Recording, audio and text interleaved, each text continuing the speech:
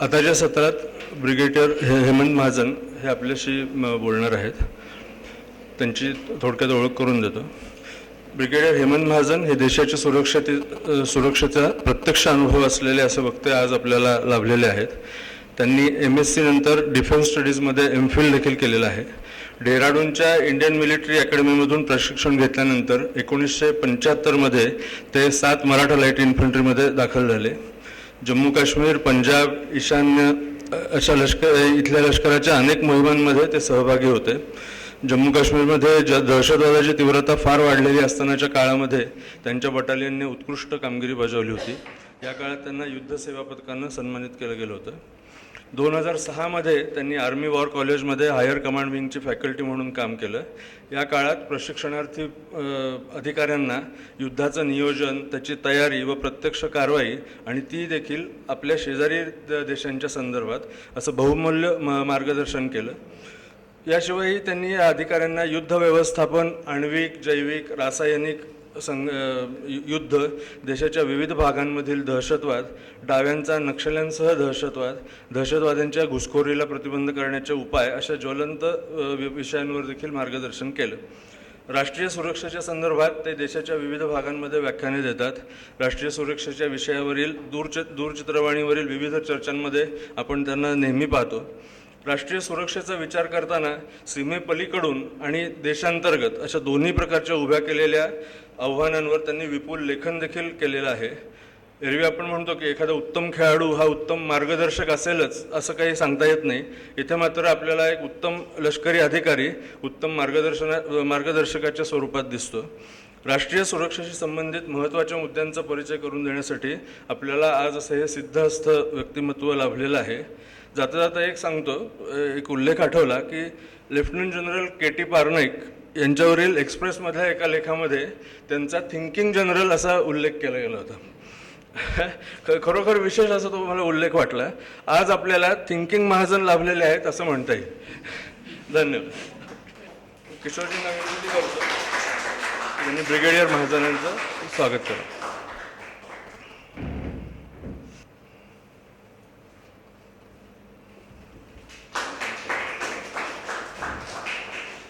धन्यवाद. माझा आवाज मागे येतोय का? येतोय. ओके. माझा आत्ता परिचय करून देण्यात आला तर त्याच्यामुळे मला खरोखरच छान वाटलं की मी महान व्यक्ती आहे. तर माझी त्यांना विनंती आहे की एकदा हाच परिचय माझ्या बायकोसमोर जरूर करून द्यावा. म्हणजे तिला पण कळेल की तिने किती महान व्यक्तिमत्वाशी लग्न केलेलं आहे. कारण तिला काय असं काही वाटत नाही आहे. तर थोडासा विचारात फरक पडू शकतो. ठीक आहे. तर ते एक पहिलं सुरुवात. आणि दुसरं, ज्यावेळेस मी हा प्रोग्राम बघितला प्रबोधन विचार मंचाचा, तर माझी अवस्था इंडियन क्रिकेट टीममध्ये एक ईशांत शर्मा नावाचा प्लेयर आहे. तो कधी नाईट वॉचमनचं काम करतो होतो की 2 महान फलंदाजाच्या मध्ये येऊन तो काहीतरी थोडा वेळ आपला बॅट हलवतो. तर तसा माझा प्रकार झाला की माझ्या आधी येणारे अनेक तज्ज्ञ, नंतर येणारे अनेक तज्ज्ञ, अनेक महत्त्वाचे विषय आणि मध्ये मला घालण्यात आलेलं आहे. आणि खास तर आफ्टरनून सेशनमध्ये की ज्यावेळेला झोप चांगली येते. तर संपवून टाकली का? बरं. ओके. कारण जनरली आम्ही कॉलेजमध्ये गेलो की कॉलेजचे प्रोफेसर पहिले दार बंद करतात. का बरं? म्हणजे साहेब तुमचं भाषण ऐकलं की लोक बाहेर पटापट निघतात, तर त्यांनी बाहेर जाऊ नये म्हणून दार बंद केलं जातं. तर ठीक आहे, आता दार उघडं आहे तसं, पण हरकत नाही. ओके. मला विषय दिलेला आहे म्हणजे देशाची सुरक्षा. त्याचे अनेक पैलू आहेत आणि एक 40-45 मिनटं 1 तास मला बोलण्याचा वेळ दिलेला आहे. आपण सगळ्याविषयी बोलू. पण मी आज सुरुवात करतो अफगाणिस्तानविषयी, कारण आज हा देशाला असलेला एक मोठा धोका आहे. आणि नंतर मग मी भारताची अंतर्गत सुरक्षा, बाह्य सुरक्षा याच्याविषयी बोलीन आणि वेगवेगळे धोके, मग काश्मीर आहे, ईशान्य भारत, या सगळ्याविषयी आपण बोलण्याचा प्रयत्न करू. आता हा आहे अफगाणिस्तान. नकाशा आपल्या समोर आपल्याला दिसतो आहे. आणि अफगाणिस्तानच्या बाजूला वरच्या भागाला सेंट्रल एशियन रिपब्लिक्स आहेत. आपण बघाल तुर्कमेनिस्तान आहे, तजिकिस्तान आहे, वरती उझबेकिस्तान आहे, खालच्या बाजूला पाकिस्तान आहे. सर्वात मोठी सीमा ही पाकिस्तानची आहे. आणि मग थोड्या या बाजूला इराण वगैरे आहे. जी अफगाणिस्तानची लोकसंख्या ही 3 कोटीच्या आसपास आहे.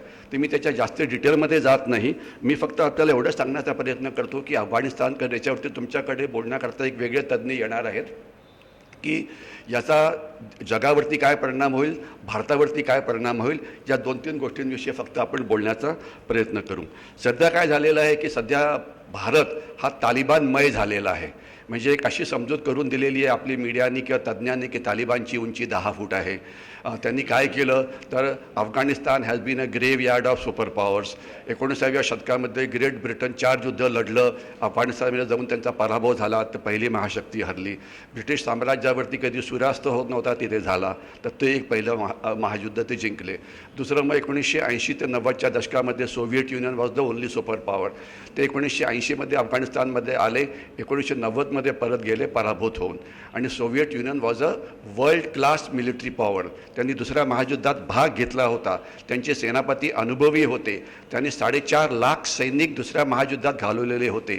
आणि जे त्यांचे म्हणजे अतिशय प्रसिद्ध सेनापती ॲडमिरल गोर्शको किंवा मार्शल झुकाव वगैरे हे सगळे या युद्धात सेनापती होते, तरी ते हरले. का हरले त्याच्यात मी जास्त जात नाही. आणि मग सध्याची एकुलती एक महासत्ता युनायटेड स्टेट्स, त्यांनी तर जगासमोर स्वतःचं एवढं हास्य करून घेतलेलं आहे की आता लोकांना हसायला एक विषय मिळाला की अमेरिका कसं पळून गेलं, त्यांना कसं झालं, तर मी त्याच्याविषयी बोलत नाही. पण ती महासत्ता आहे एवढं नक्की आहे.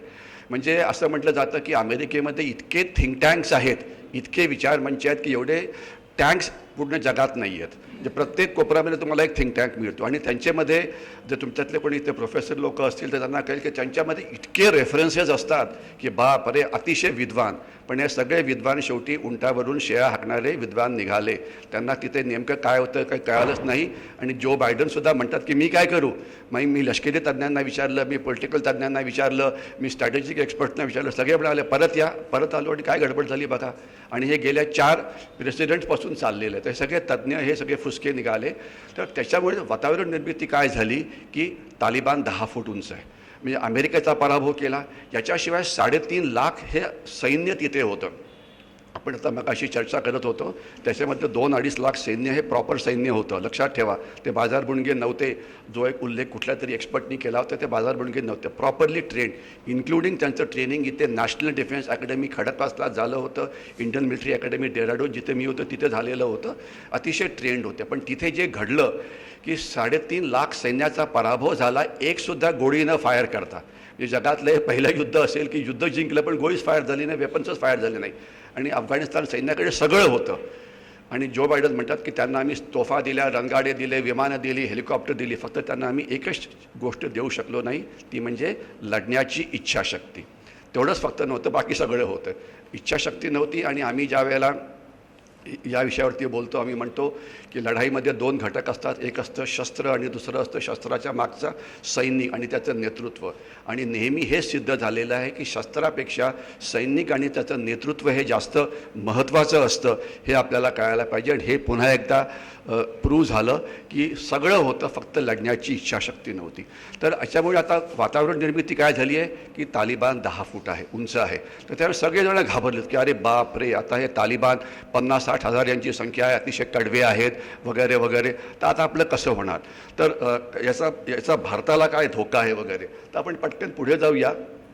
हे सगळे देश आपण जर बघाल तर हा एक भारताचा नकाशा आहे. याच्यात मी जास्त एक्सप्लेन करत नाही, भूराजकीय स्थान वगैरे काय आहे, चीन काय करतं वगैरे. भारताच्या ज्या सीमा आहेत, एक जवळजवळ 16,500 या जमिनी सीमा आहेत आणि 7,600 किलोमीटर या समुद्री सीमा आहेत. तर असं वाटतं की आता या सीमांकडनं मग ती पाकिस्तानची सीमा असो की LOC असो की नेपाळची सीमा असो, तिथून अशा प्रकारची घुसखोरी होऊ शकते. आणि सीमांकडनं आपल्याला असलेली आव्हानं ही बाबा आझमपासून 30 आहे. तिथून स्मगलिंग होतं, तिथून बेकायदेशीर व्यापार चालतो, तिथून दहशतवादी येतात, तिथून अफगाणचा चरस येतो, तिथून खोट्या नोटा येतात, कुठून कमी कुठून जास्त, एवढंच फक्त फरक आहे. बाकी सगळं तेच येतं. म्हणजे आणि ते समुद्री सीमाकडनं येतं. 26/11चा हल्ला असेल, 93 सालचे बॉम्ब ब्लास्ट असतील, अजूनसुद्धा स्मगलिंग सुरू आहे. अजूनसुद्धा म्हणजे आपल्या आता सुरक्षा दलं दहशतवाद्यांची वाट पाहत थांबलेले आहेत. दहशतवादी यायला तयार नाही आहेत, त्याच्याऐवजी स्मगलिंग होतं आहे. आणि स्मगलिंग काही त्यांना थांबायला जमत नाही आहे. ठीक आहे. आणि हजारो कोटी रुपयाचे ड्रग्स हे मुंबईत पकडले गेलेत. 5,000 कोटी रुपयाचे ड्रग्स आले कुठे, समुद्रात न आले. परंतु ना कोस्टगार्ड त्याला पकडू शकलं, ना त्याला पोलीस पकडू शकलं, ना कोणी पकडू शकलं. तरी धोक्याचं स्वरूप हे बदली होतं आहे, युद्धाचं स्वरूप हे बदली होतं आहे. आणि आपण जर पटकन नवीन युद्धाचं स्वरूप शिकलो नाही आणि त्याला काउंटर मेजर्स आपण तयार केले नाही तर आपण फक्त मागच्या लढाईची तयारी करत राहू. आणि नेमकं तेच आता होत आहे. तर म्हणून आपण थोडंसं नंतर मला देशाची सुरक्षा हा विषय दिला, तर त्याच्यामध्ये मी हायब्रिड वॉर नावाचा शब्द वापरून मग चीन आपल्याशी कसं लढतं आहे याच्याविषयी थोडंसं बोलण्याचा प्रयत्न करीन. तर या भारताच्या सीमा वगैरे जाऊ दे. हा देश आहे, याचं नाव आहे पाकिस्तान. अर्थात हे सगळ्यांनाच माहिती आहे. आणि पाकिस्ताननी तालिबानला प्रचंड मदत केली आहे. आता एक 40-50 हजार पाकिस्तानचे सैनिक आणि अधिकारी हे तालिबानला नेतृत्व प्रोव्हाइड करत होते. जे इंटेलिजन्स प्रोव्हाइड करण्यात आलं ते तालिबानला ते पाकिस्ताननी केलं. जे प्लॅनिंग किंवा नियोजन होतं ते पाकिस्ताननी केलं. आता समजा हे सैन्य आहे अफगाणिस्तानचं, कुठल्या समजा कंधार नावाचं गाव, तिथे 2000 सैन्य होतं. तर त्याच्यावरती तालिबाननी किती लोकांनी हल्ला करायचा, त्यांना किती बंदुकी पाहिजे, त्यांना किती तोफा पाहिजे, त्यांना किती हे पाहिजे, तर हे सगळं नियोजन पाकिस्ताननी केलं होतं. आता दुसरी गोष्ट वेगळी की ती लढाई कधी झालीच नाही, परंतु हे सगळं पाकिस्ताननी केलं होतं. आणि प्रचंड प्रमाणामध्ये psychological warfare, propaganda warfare, disinformation warfare हे झालं. आणि ज्या कुठल्या यांना लढायचं होतं ते सुद्धा लढले नाहीत. तर पाकिस्तानचा आज म्हणजे याच्यामध्ये खूप मोठा हात आहे. परंतु याच्याकडे मी थोडं वेगळ्या दृष्टीने बघतो की पाकिस्तानसुद्धा is going to get sucked up in a black hole called Afghanistan. Pakistan आता आज पाकिस्तान आजच आपण बातमी ऐकली असेल तर टी व्हीवरती आलं होतं की अनेक अफगाणी हे पाकिस्तानमध्ये शरणागती पत्करायला येत आहेत. त्याच्यावरती पाकिस्तानी सैन्याने फायर केलं आणि 5-6 तिथे अफगाणी मारले गेले. आणि आज ही जी सीमा आहे अफगाणिस्तान पाकिस्तानची, ज्याला ड्युरंड लाईन म्हटलं जातं, 1 कोटीहून जास्त पश्तुनी किंवा पठाण हे आहेत अफगाणिस्तानमध्ये, पण त्याच्याहून जास्त 1.5 कोटी 2 कोटी पठाण हे पाकिस्तानमध्ये आहेत. आणि हे सगळे इथिनिकली म्हणजे एकमेकाचे भाऊबंद आहेत. तर त्याच्यामुळे पख्तुनिस्तान नावाचा देश वेगळा होईल का, नॉर्थ वेस्ट फ्रंटियर प्रॉव्हिन्स हा पाकिस्तानमधून फुटून तिकडे जाईल का, हे असे प्रश्न आहेत.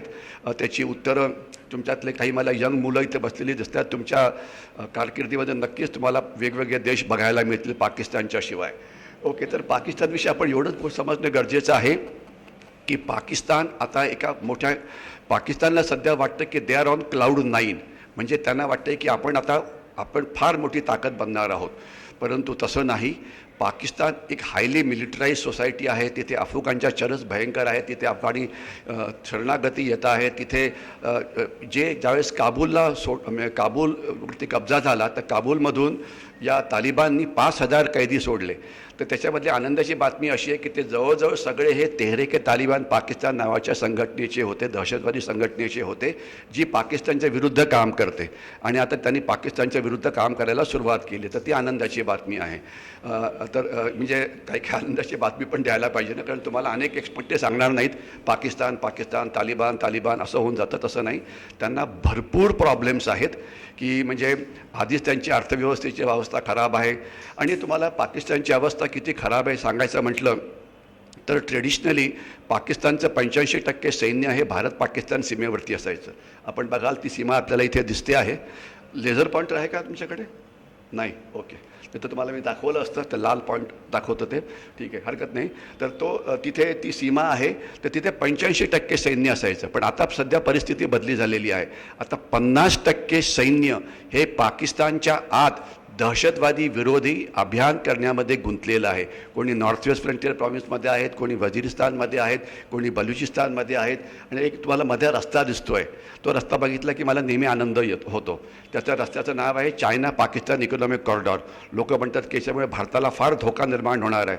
मी म्हणतो भारताला धोका निर्माण होणार नाही. याच्यामुळे प्रचंड धोका हा चीनला निर्माण होणार आहे आणि पाकिस्तानला निर्माण होणार आहे. का, याचं उत्तर मी आता देत नाही, कारण मालिकेमध्ये एक पद्धत असते, एखादा प्रश्न सोडून द्यायचा आणि मग उत्तराकरता उद्याचा भाग 2 बघा, तसला तो प्रकार असतो.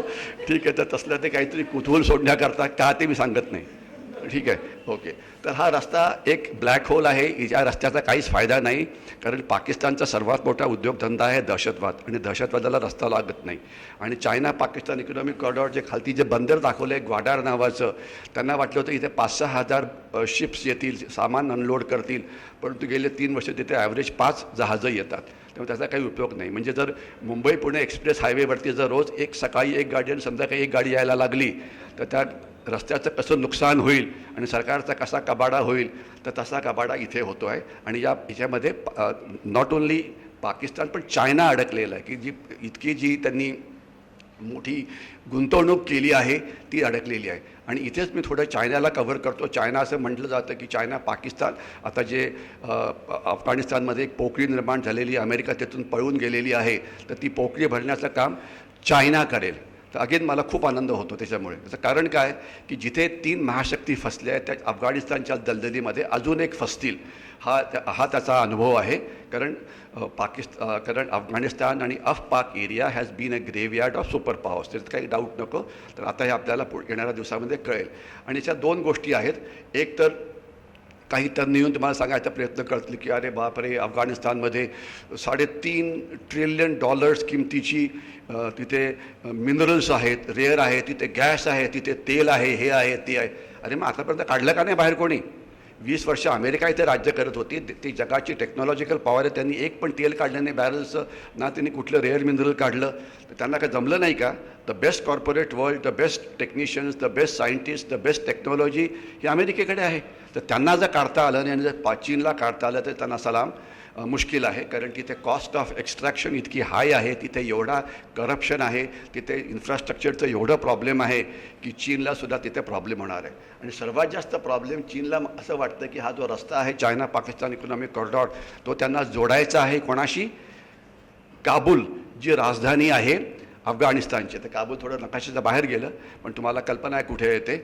आता पहिले एक सफेद हत्ती याला दुसऱ्या सफेद हत्तीशी जोडायचं.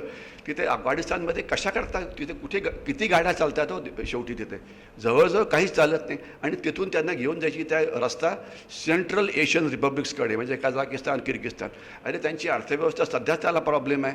तर म्हणजे 3 पांढरे हत्ती ते एकमेकाला जोडले तर चीनचं कसं नुकसान होईल हे आपल्याला येणाऱ्या काळामध्ये कळेल. भारत चीन सीमावर सगळं जाऊ दे, कारण चीन याचा अर्थ तुम्ही नंतर कोणाला तरी विचारा की दावत ए इस्लामी अफगाणिस्तान काय होतो, मी सांगणार नाही. तर हा अफगाणिस्तानचा नकाशा आणि हे सगळे देश ज्यांच्याशी त्यांची सीमा जोडली गेलेली आहे हे तर मी दाखवलं. परंतु हे जे आता पुढचं दाखवतो आहे ते जास्त महत्त्वाचं आहे. अरे यायलाच तयार नाही, येते ओके ठीक आहे. हा जो नकाशा आहे हा जास्त महत्त्वाचा आहे. हा नकाशा काय दाखवतो आहे की अफगाणिस्तानमध्ये ज्या वेगवेगळ्या जाती जमाती आहेत त्यांचं कॉम्पोजिशन. आपण ज्या वेळेला तालिबान म्हणतो, तालिबान बेसिकली पश्तून्स आहेत किंवा पठाण्स आहेत किंवा पख्तून्स आहेत. हे त्यांचं मुख्य जाती जमाती आहे. आपण बघाल तर तिथे 42% आकडेवारी दिलेली आहे.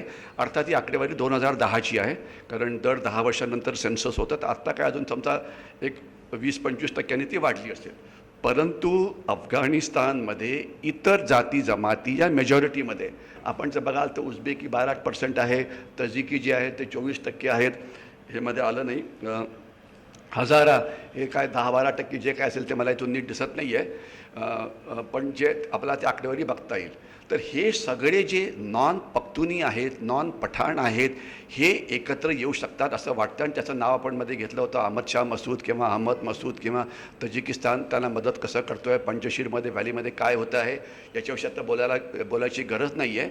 परंतु ते जे नॉर्दर्न अलायन्स नावाचा जो एक भाग होता तो पुन्हा तयार होतो आहे. अफगाणिस्तानमध्ये एक गृहयुद्ध होऊ शकतं. आणि एक आपण आता फक्त भारतावरती केंद्रित करूया पुढचे 2 मिनटं आणि मग मी पटकन पुढच्या विषयाकडे वळतो की तालिबानपासून भारताला धोका किती आहे. आणि तालिबाननी जर 3 महासत्तांचा पराभव केला आणि एकाचा पुढच्या वेळात होणार आहे असं मीच म्हणत होतो, तर भारताचं काय? कारण आपल्याला बाकी लोकांशी काय घेणं देणं, आपण फक्त भारताविषयी बोलू. तर भारताचं असं आहे की भारत आणि अफगाणिस्तानचे पठाण किंवा पाकिस्तानमधले पठाण यांचा खूप जवळचा संबंध आहे. आणि आपण फक्त मी महाराजा रणजित सिंगच्या वेळेला काय झालं याच्याविषयी बोलत नाही. मी फक्त पोस्ट इंडिपेंडन्स इथून सुरुवात करतो. 1947 साली भारत स्वतंत्र झाला आणि जसा भारत स्वतंत्र झाला लगेच पहिलं युद्ध सुरू झालं पाकिस्तानशी, ज्याला आपण भारत पाकिस्तानचं पहिलं युद्ध म्हणतो. 1 वर्ष ते चाललं. आणि या एका वर्षामध्ये काय झालं तर पाकिस्तानी सैन्य हे लढाई लढत नव्हतं. त्यांनी 20,000 ते 25,000 टोळीवाले तिथे पाठवले होते. लढाई करण्याकरता. हे टोळीवाले कोण होते? हे बेसिकली पठाण होते, पख्तुनी होते किंवा पश्तुनी होते. पठाण, पश्तुनी, हे सगळा एकच प्रकार आहे. आणि त्यांना भारतीय सैन्य त्यावेळेला काश्मीरमध्ये नव्हतं. ती लढाई कशी झाली हे सांगायला वेळ नाही, परंतु एवढंच कळायला पाहिजे की त्यांना मारण्यात आलं. भारतीय सैन्याच्या एका डिव्हिजननी त्यांना मारलं. आणि काश्मीरचा इतिहास आपल्याला पुढे माहिती आहे, काश्मीर भारतामध्ये आला वगैरे वगैरे. तर तो पठाणांचा भारतीय सैन्याने केलेला पहिला पराभव होता. आता दुसरं युद्ध पाकिस्तानशी आपलं झालं 1965 साली. ते युद्ध तुम्हाला माहीत असेल, परंतु हे युद्ध सुरू व्हायच्या आधी, ते युद्ध ऑक्टोबरमध्ये झालं होतं, पारंपरिक युद्ध ज्याला म्हणायचं. त्याच्या आधी एक ऑपरेशन लॉन्च करण्यात आलं ज्याचं नाव होतं ऑपरेशन जिब्रॉल्टर. तर जिब्रॉल्टर काय आहे याच्याविषयी मी बोलत नाही, परंतु त्याच्यामध्ये लढाई ती काय होती, त्यांना पुन्हा पाकिस्तानने 25-30 हजार पठाणांना पकडलं. त्यांना मेजर जनरल अख्तर म्हणून त्यांचे एक सेनापती होते, त्यांच्या हाताखाली त्यांना देण्यात आलं. त्यांचे 12 फोर्सेस तयार करण्यात आले. प्रत्येक फोर्सेसमध्ये 4 ते 6 कंपनीज होत्या. प्रत्येक कंपनीमध्ये 100 ते 120 पठाण्स होते. भारतात आले, भारतात म्हणजे काश्मीरमध्ये, आणि 3 महिने त्यांनी गोंधळ करण्याचा प्रयत्न केला. 3 महिन्यात त्याला भारतीय सेनेने सगळ्यांना मारलं किंवा पकडलं. म्हणजे दुसरा वेळा हा पाकिस्तानच्या पठाणांचा भारतीय सैन्याने केलेला पराभव. आणि तिसरं काय, तर पाकिस्तानचे त्यावेळेला सर्व कोण होते, तर ते होते फील्ड मार्शल अयूब खान, ज्याला थोडंसं युद्धाविषयी माहिती आहे. फील्ड मार्शल अयूब खान हे पठाण होते. तर त्यांचा तिथे पराभव झाला होता. आणि मग त्यांनी ताश्कंदला कशी ती ॲग्रीमेंट सही केली याच्याविषयी आपली कल्पना आहे. 1971च्या आपण ज्यावेळेला लढाईविषयी बोलतो, तर 1971चं एक अतिशय असं म्हणजे सर्वात महत्त्वाचा फोटोग्राफ आहे, ज्यामध्ये आपल्याला काय दिसतं की आपले लेफ्टनंट जनरल जगजीत सिंग अरोरा यांच्यासमोर पाकिस्तानचे लेफ्टनंट जनरल A.A.K. नियाझी हे शरणागतीवरती सही करतायत. आणि A.A.K. नियाझी कोण होते, तर थोडक्यात ते पठाण होते. तर पठाणाला आपण पुष्कळ वेळा पिटलेलं आहे, यावेळेला सुद्धा पिटू. आणि एवढंच नाही तर 1980च्या दशकामध्ये अनेक त्यावेळेला तालिबान नव्हतं, तालिबान हे पोस्ट 1980 तयार झालेलं आहे, 1980 नंतरचं. तर त्यावेळेला हे पश्तून्स किंवा पठाण्स किंवा फॉरेन टेररिस्ट काश्मीरमध्ये यायचे. 1980मध्ये आले, 90मध्ये आले, 2000मध्ये आले. आणि एक वेळ अशी होती की काश्मीरमध्ये 40% दहशतवादी हे फॉरेन असायचे. फॉरेन म्हणजे नॉन काश्मीरीज, आणि त्याच्यातले 90% हे पठाण असायचे. तर त्यांना आपण मारलेलं आहे, त्या सगळ्यांना म्हणजे हे केलेलं आहे. म्हणजे अर्थात याच्याकरता किंमत भारतीय सैन्याला प्रत्येक वेळेला रक्त सांडून द्यावी लागते. आणि 3,500 अच्छा ओके, थोड़ा बीच में हिंदी में भी बात करेंगे. वैसे ये जो स्लाइड्स है ये इंग्लिश में भी है, तो थोड़ा बहुत ये भी आप देख पाएंगे. मैं इनको बता रहा था कि ये जो तालिबान है या अफगाणिस्तान है, तालिबान ये 90% ये आता तुम्हाला हिंदीमध्ये ऐकायला मिळेल की म्हणजे माझं हिंदी चांगलं आहे याला तुम्ही दाद देऊ शकता. नाही समजलं तर तुम्हाला मराठीत पहिले सांगितलेलंच आहे. तर त्याच्यामुळे Hindi plus Marathi divided by 2 चांगलं होईल. आणि स्लाइड्स तर इंग्लिशमध्ये आहे, तर डिवाइडेड बाय 3 करा तर ते जास्त चांगलं राहील ते. ओके, तो what I was trying to tell them was कि ये जो इनकी जो कॉम्पोजिशन है, तालिबान ये 90% पठान्स है, लेकिन आज अफ़गानिस्तान के अंदर नियरली 52% ये नॉन पठान्स है. जो उज़्बेकी है 12% है, हज़ाराज है, ये जो फिगर मुझे यहाँ से फिगर नज़र नहीं आ रही, 16% है, जो तजीकी है वगैरह वगैरह. मैं हज़ारा के बारे में बात करना भूल गया था जब मैं मराठी में बात कर रहा था. हज़ारा ये सुन्नी है. वैसे देखा जाए तो ये जो अफ़गानी है 99% मुस्लिम है. पहले एक ज़माना था जब 2% हिंदू या सिख होते थे और 98% मुस्लिम होते थे. और ऑन एन एवरेज जो हाईएस्ट पॉपुलेशन जो हिंदू और सिख की थी वो तकरीबन 10 लाख के आसपास थी एट द पीक. वो वहाँ पे कैसे गए मराठा के टाइम पे, रणजीत सिंह के टाइम पे, वो इसमें मैं जाना नहीं चाहूँगा, लेकिन 10 लाख उनकी अप्रॉक्सीमेट संख्या थी. और आज कितने हैं? आज इनकी संख्या 4000 से कम है. तो बाकी के कहाँ चले गए? ये मारे गए या तो कन्वर्ट हो गए या कुछ भारत में आ गए. ये जो CA नाम का जो कायदा तैयार किया गया था, सिटीजनशिप अमेंडमेंट एक्ट, इसमें जो माइनॉरिटीज़ है अफ़गानिस्तान, पाकिस्तान, बांग्लादेश का, उसका कारण यही था कि अदरवाइज़ कायदे के मुताबिक इन्हें भारत का नागरिकत्व नहीं मिल सकता, लेकिन इन्हें मिलना चाहिए. लेकिन अभी जो कायदा है वो 2014 तक का है. और अभी कैप्टन अमरिंदर सिंह बोल रहे हैं कि 2014 नहीं जी, ये 2021 तक का होना चाहिए, क्योंकि ये जो अभी आएंगे उनको थोड़ी नागरिकत्व मिल सकता है. वो तो अलाउड नहीं है, क्योंकि कायदा आपने 2014 तक ही पास किया हुआ है.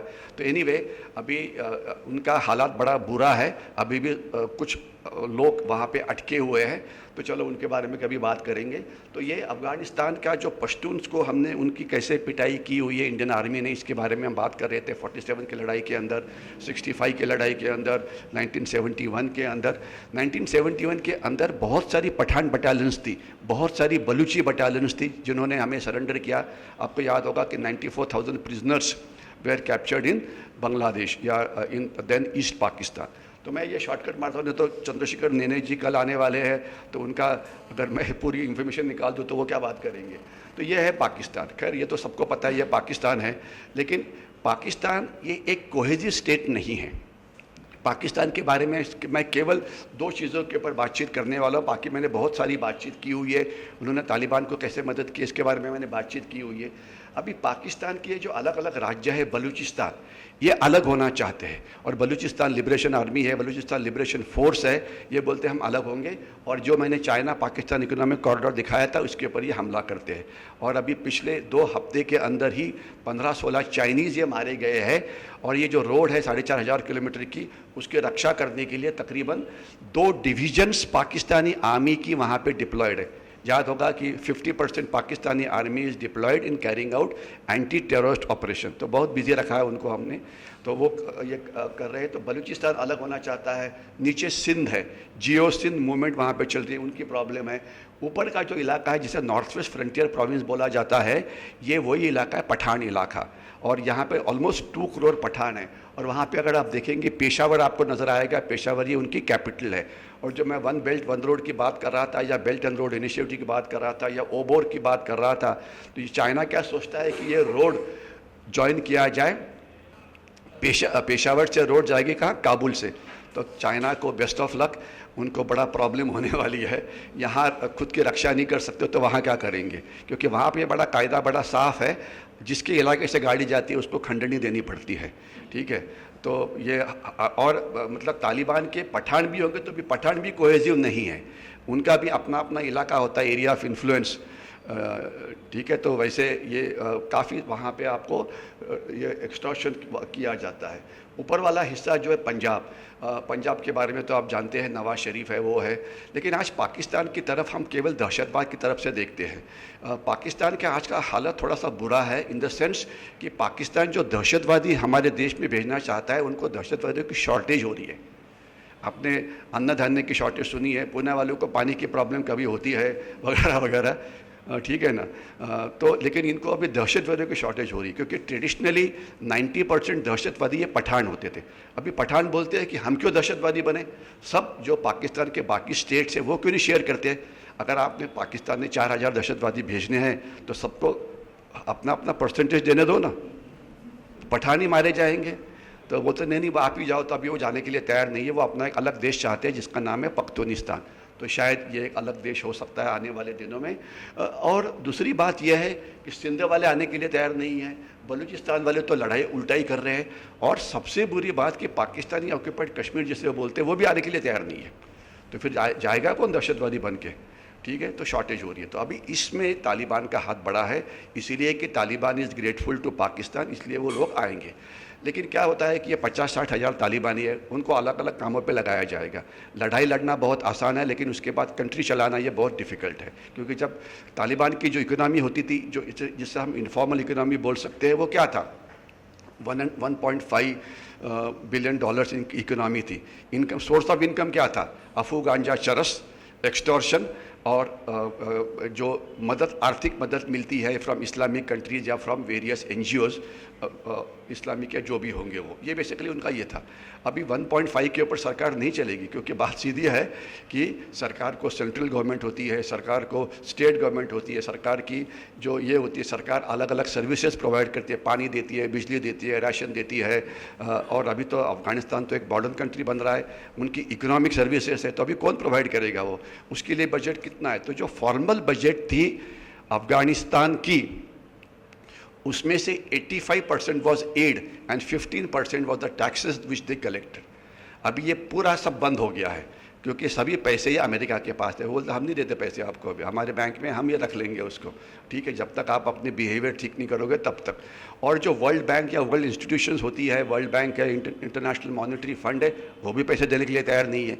तो इसलिए पैसे कहाँ से मिलेंगे, तो चाइना देगा, इस प्रकार की बात हो रही है। और वो क्योंकि वो देंगे क्योंकि $3 ट्रिलियन का मिनरल्स वहाँ से एक्सट्रैक्ट करना चाहते हैं, उसके लिए हमने पहले ही बेस्ट विशेस दिए हुए हैं। तो देखते हैं आने वाले दिनों में ये कितना एक्सट्रैक्ट कर पाएंगे। लेकिन आज की बात है कि ये जो आईसीएस वाले खुरान सर वाले जो है उन्होंने एक बॉम्ब ब्लास्ट कर दिया, उसमें से 17 अमेरिकन सोल्जर्स मारे गए, 3-4 ब्रिटिश वाले मारे गए। और एक ब्रिटिश जनरल है, उनका नाम है जनरल निक कार्टर। सडनली उनका लव रिलेशनशिप शुरू हो गई तालिबान के साथ। उनका एक इंटरव्यू है, आप यूट्यूब पे देखेंगे, वो बोलते हैं कि तालिबान अब ये सुधरा हुआ है, बहुत अच्छा है, we should give them a chance to govern. अभी तो उनके 3 ब्रिटिश सोल्जर कल मारे गए, तो उसके बाद निक कार्टर जी को पूछना चाहिए भाई अभी आपका अभी कहना क्या है, अभी भी उनको चांस दोगे या आप ये करेंगे। तो अभी हालात बुरा है, 31 अगस्त के पहले सबको बाहर निकलना है, निकलना मुश्किल है, ये गड़बड़ करेंगे। लेकिन अच्छी बात यह है कि every cloud black cloud has a silver lining. अभी ये 50-60 हज़ार जो तालिबानी है जो प्रॉब्लम क्रिएट करेंगे, कुछ तो अमेरिका की तरफ जाएंगे, कुछ तो आईसिस की तरफ जाएंगे, कुछ अलकायदा की तरफ जाएंगे। तो हमारा जो ऑथराइज शेयर इतना नहीं ज़्यादा होगा जितना आप लोग सोचते हैं, और आएंगे भी तो हम देख लेंगे। तो आपको ज़्यादा फिक्र करने की ज़रूरत नहीं है।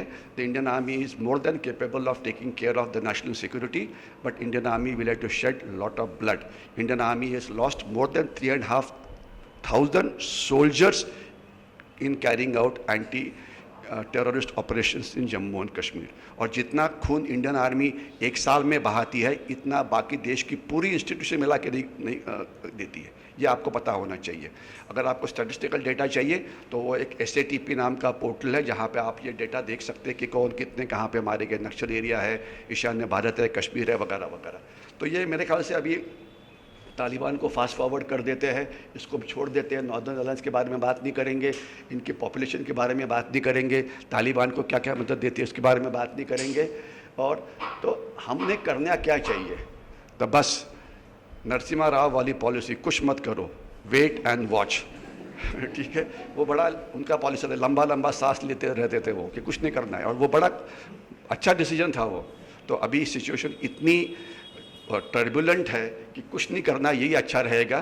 पहले बाकी लोगों को उनको ये करना। तो नो मुस्लिम चाइना ने भी उनको अभी तक ये नहीं किया हुआ है, रिकॉग्नाइज नहीं किया है। पाकिस्तान भी रिकॉग्नाइज नहीं कर रहा है। ठीक है, तो ये सब, और हमने इसका इस्तेमाल करना चाहिए पाकिस्तान को टेरर स्पॉन्सरिंग स्टेट डिक्लेयर करने के लिए। आई ओनली होप कि हमारे जो फॉरेन मिनिस्टर है ये सब देख रहे हैं, क्योंकि अभी पाकिस्तान खुल्लम खुला दिखा रहा है कि ये सब हमारे पास थे। जो आज मारा गया वो पाकिस्तान के अंदर था, जो आईसिस वाला मारा गया है। तो ये FATF नाम की जो संस्था है, वहाँ पे ये सब प्रूफ देना चाहिए।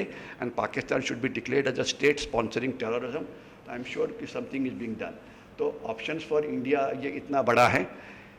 इन शॉर्ट, अगर आप गड़बड़ करेंगे, कश्मीर में आओगे तो हम आपको मदद नहीं करेंगे। There is no need to jump the gun and be very happy. Okay, मैं इसको यही रोकता हूँ, क्योंकि ये तो मेरा इंट्रोडक्शन था। ये मेरा जो विषय जो मुझे दिया था वो है नेशनल सिक्योरिटी के लिए जो अलग अलग चैलेंजेस आपके सामने, चैलेंजेस ही चैलेंजेस है। लेकिन उसका अगर आपको एक लाइन में उत्तर चाहिए कि इसके लिए करना क्या चाहिए, तो उसका एक लाइन का उत्तर यह है कि every Indian should do what he can do. यानी कि हर एक जो देश का नागरिक है उसने इस लड़ाई के अंदर शामिल होना चाहिए। इंफॉर्मेशन वॉर क्या है, डिसइंफॉर्मेशन वॉर क्या है, साइकोलॉजिकल वॉरफेयर क्या है, प्रोपोगंडा वॉरफेयर क्या है, आर्थिक युद्ध क्या है, लीगल वॉरफेयर क्या है, इन सब के ऊपर बातचीत हम करेंगे। लेकिन what we require today are citizens.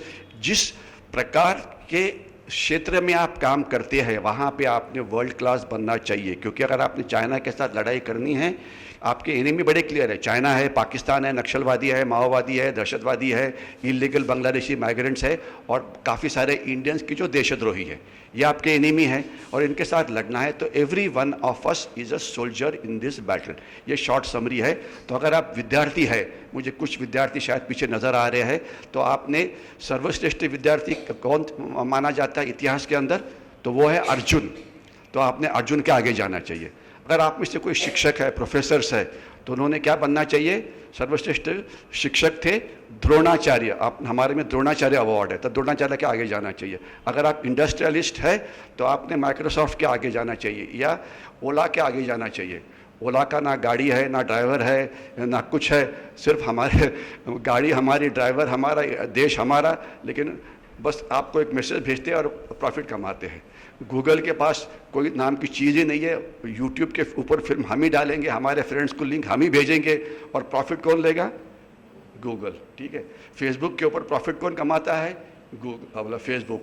ठीक है। तो हमने उनके आगे जाना चाहिए। अगर आप साइंटिस्ट हैं तो अब्दुल कलाम बनना चाहिए। ऐसा कोई मिसाइल तैयार करो कि चाइना का बत्ती बंद हो जाएगा वगैरह वगैरह। तो each field we have to reach world class, and unfortunately हमारी जो ये है सेक्टर्स, ये वर्ल्ड क्लास नहीं है। कॉरपोरेट वर्ल्ड में केवल 2-3 ही सेक्टर्स है जो वर्ल्ड क्लास है। एक तो सॉफ्टवेयर वाला है, दूसरा इंफॉर्मेशन टेक्नोलॉजी है, और तीसरा सरप्राइजिंगली ऑटो सेक्टर, ये वर्ल्ड क्लास है, ऑटोमोबाइल्स। लेकिन हमें हर एक फील्ड में वर्ल्ड क्लास बनने की ज़रूरत है, क्योंकि इससे काम नहीं बनेगा कि कुछ लोग, फ्यू गुड पीपल, अभी तक देश का हाल क्या हुआ है कि few good people have led the country. ये फ्यू गुड पीपल से चाइना की लड़ाई नहीं लड़ पाएगी आप लोग। आपको हर एक अलग अलग क्षेत्र में अच्छा बनना पड़ेगा। तो चलो हम इसके बारे में बात करेंगे। तो ये अब ये हैंग क्यों हो गया है? ये इसका भी मूड होता है थोड़ा, इसको आगे हिलाओ ज़रा, एक दबाओ आगे वाला। हाँ, अभी हो गया। Okay okay okay. या क्या होता है कि उसको वो सो जाता है। ठीक है, जैसे उनकी भाषा में हैंग हुआ ऐसे बोलते हैं, बोर हो गया कि क्या हो गया।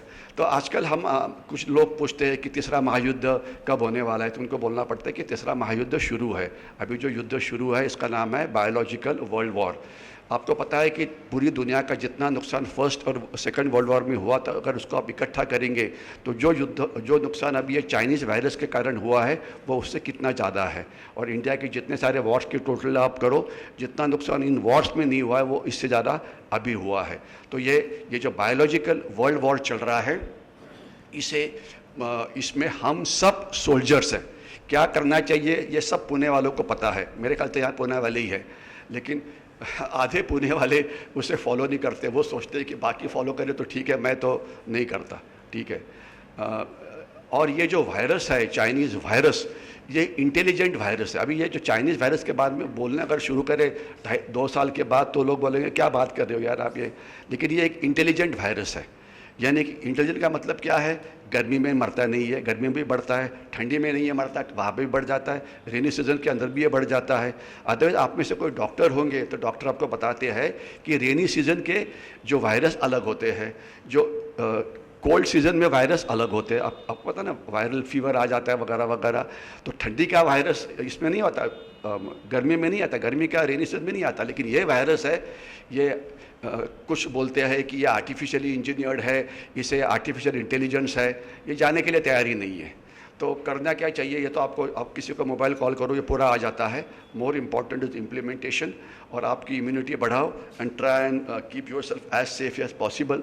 लेकिन ये लड़ाई बहुत चलने वाली है। तो जब हम देश की सुरक्षा की बात करते हैं, ब्रॉडली 2 हिस्सों में बांट सकते हैं। एक्सटर्नल सिक्योरिटी, यानी कि बाहर की सुरक्षा, सीमा के बाहर की सुरक्षा, और दूसरा है इंटरनल सिक्योरिटी, यानी कि देश के अंदर की सुरक्षा। जब हम एक्सटर्नल सिक्योरिटी की बात करते हैं, उसका मतलब क्या है? लैंड बॉर्डर्स, यानी कि ज़मीनी सीमा, जो मैंने नक्शा आपको दिखाया था, एक बार फिर दिखा दूंगा। दूसरी है सी बॉर्डर्स, यानी कि समुद्री सीमा। महाराष्ट्र को इंटरनेशनल बॉर्डर है क्या? है, हमें 780 किलोमीटर्स वाली सी बॉर्डर्स है। तो ये एक इंटरनेशनल बॉर्डर है। और तीसरी बॉर्डर जो है वो एयर स्पेस है, स्पेस है। और चौथी बॉर्डर है साइबर नाम की। तो ये एयर स्पेस और जो स्पेस, इसमें क्या फ़र्क है? तो आपको पता होना चाहिए कि जो ओवरफ्लाइट्स राइट होते हैं वो 29,000 फीट तक के होते हैं। उसके ऊपर जो है वो स्पेस माना जाता है। ठीक है। अगर आपने किसी देश के बीच में से जाना है तो आपको उनकी परमिशन लेनी पड़ती है। अगर आप 30,000 फीट के ऊपर जाएंगे, कि जो अमेरिका के विमान करते हैं, उनको किसी की परमिशन लेने की ज़रूरत नहीं है। और साइबर की तो कोई बाउंड्री नहीं है। साइबर के बारे में तो आपको सबको पता है, कहीं का आदमी कुछ भी कहीं कर सकता है। तो ये एक्सटर्नल सिक्योरिटी के डायमेंशंस है। ये अभी प्रॉब्लम यह है कि हर एक स्लाइड के ऊपर मैं अगले 5 मिनट बोल सकता हूँ, लेकिन ज़माना T20 का है, इसलिए मैं केवल रिप्रेजेंटेटिव पॉइंट्स बोल के यहीं पर छोड़ दूंगा, और कुछ होगा तो कुछ क्वेश्चन आंसर्स में हम लेते हैं। तो ये हमारा जो टॉपिक है ये पूरा नहीं हो पाएगा। तो हम क्विकली इंटरनल सिक्योरिटी के ऊपर आ जाते हैं। तो इंटरनल सिक्योरिटी के अंदर नक्सलिज्म है, टेररिज्म है, proxy war in Jammu and Kashmir है, इंसर्जेंसी नॉर्थ ईस्ट है, ईशान्य भारत में जो बांग्लादेशी घुसखोरी है उसके बारे में है। तो मैं आपको थोड़ी सी यहाँ पे एक कहानी बताना चाहता हूँ। कि जो लड़ाई का जो स्वरूप बदली हुआ वो किस प्रकार से बदली हुआ। इनिशियली 47 से लेकर 1972 तक हम लड़ाइयाँ लड़ते रहे, कन्वेंशनल वॉर, पाकिस्तान के साथ 47 में, पाकिस्तान के साथ 65 में, पाकिस्तान के साथ 71 के अंदर, ये सब लड़ाइयाँ बिल्कुल वेल डॉक्यूमेंटेड है, और चाइना के साथ 1962 के अंदर। लेकिन 72 के बाद इस लड़ाई के अंदर मैं नहीं जाऊंगा। अगर आपको इंटरेस्ट है तो मैं इतना ही बोलना चाहूँगा कि मैं बहुत सारे क्वेश्चन के रिप्लाई मतलब उसको पूरा क्लैरिफाई नहीं कर रहा हूँ, लेकिन इस विषय के ऊपर मेरा यूट्यूब के ऊपर बहुत सारी चीज़ें मैंने डाली हुई है। अगर आप यूट्यूब के ऊपर जाएंगे, वहाँ पे नाम डालो, यूट्यूब के ऊपर जाओ, यूट्यूब का सर्च होता है, वहाँ पे नाम डालो ब्रिग हेमंत महाजन। ब्रिग क्या है, मेरी अपॉइंटमेंट, और हेमंत महाजन मेरा नाम है, तो आपको नज़र आ जाएगा मेरी शक्ल। और वहाँ पे बहुत सारे वीडियोज़ है, इंग्लिश, मराठी, हिंदी में, उसे आप ज़रूर देखो, क्योंकि हर एक टॉपिक अदरवाइज बात करने की कोशिश करें तो ज़्यादा समय लग जाएगा, इसलिए मैं आपको केवल रिप्रेजेंटेटिव पॉइंट ही बताऊँगा। तो मैं लड़ाई की बात कर रहा था, ये 4 युद्ध हुए। 71 की लड़ाई लड़ने के बाद पाकिस्तान को समझ में आया कि ये लड़ाई लड़के जीतना बड़ा मुश्किल है, उनको तो कश्मीर चाहिए, उनको तो भारत के टुकड़े करने हैं। तो उन्होंने इसके बाद लड़ाई, अलग प्रकार की लड़ाई शुरू कर दी, जिसका नाम था ऑपरेशन टोपैज या ऑपरेशन काराकोरम। काराकोरम क्या है, पाकिस्तान में जो हिमालयन रेंजेस है उसका एक हाईएस्ट पीक है, और ये ऑपरेशन काराकोरम के 3 हिस्से थे, K1, K2 और K3। K1 यानी कि खालिस्तान, K2 यानी कि कश्मीर, और K3 यानी कि rest of India.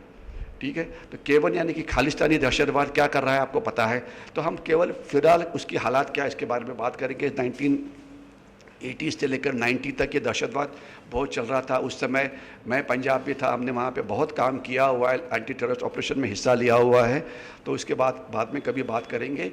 Indian army ने बहुत अच्छा काम किया, पंजाब पुलिस ने काम किया, और 90s में उसकी कमर टूट गई।